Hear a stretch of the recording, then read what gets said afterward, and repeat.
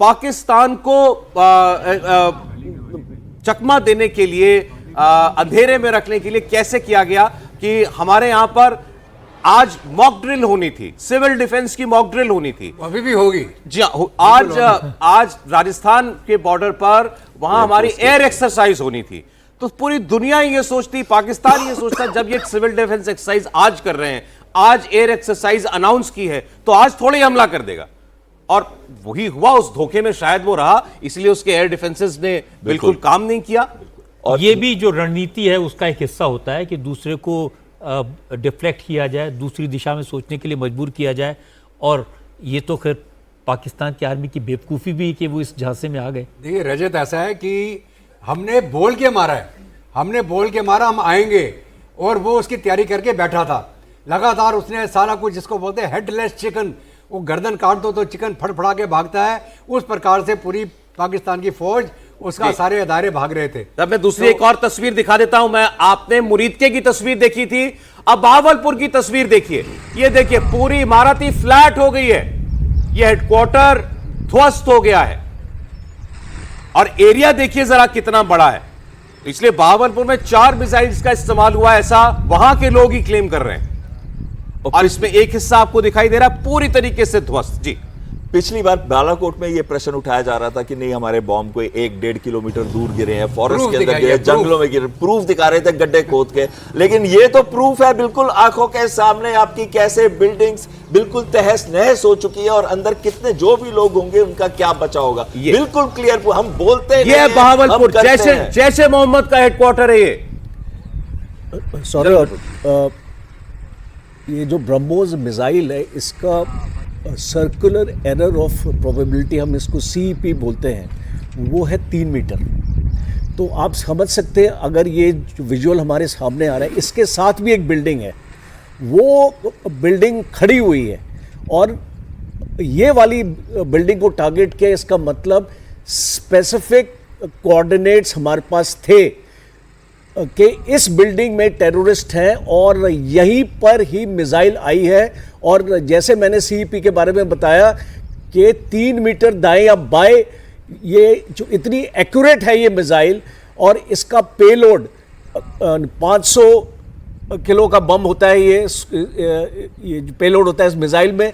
तो आप समझ सकते हैं कि अगर 4 मिसाइल्स भी इस एरिया में आती, जैसे आपने इस पाकिस्तान ने कबूल किया है कि 5-6 मिसाइल्स हर एक टारगेट पे लगी हैं, तो उस अगर हिसाब से हम चलेंगे तो ये इस बिल्डिंग की जो हालत हमको दिखाई दे रही है, ये जस्टिफाई करती है कि जो वेपन सिस्टम हमने सेलेक्ट किया ये अपने टारगेट्स के लिए, वो बहुत ही डेलिब्रेट था। और वो जो है लेकिन जनरल साहब, मुझसे ज्यादा सुकून तो आप लोगों को मिल रहा होगा। दुनिया, मतलब हम पूछते थे ये सवाल कि भारत इतनी बड़ी शक्ति है, यही देखने के लिए लोग जो हैं तरस गए थे कि क्यों नहीं आप सीधे लश्कर तैयबा के हेडक्वार्टर पर बम गिराते। लेकिन दर्शकों को यह समझना चाहिए एक बात फिर से कि अगर 4 मिसाइल फायर हुई तो आसपास की बिल्डिंग्स इंटैक्ट हैं, उनकी तो सफेदी भी नहीं बिल्कुल बिगड़ी है।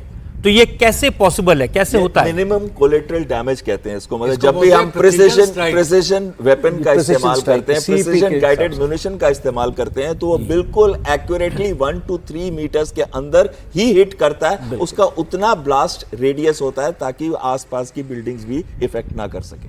अभी ऐसा कि जो टारगेट सिलेक्ट किया गया है, ऐड करूं मैं, हाँ, कॉमन मैन कैसे उसको समझ पाए, ये जरूरी है। देखिए, ये जो चीजें हम डिस्कस कर रहे हैं, मोटे तौर पे क्या होता है और कैसे टारगेटिंग होता है, and post target damage analysis कर रहे हैं हम लोग।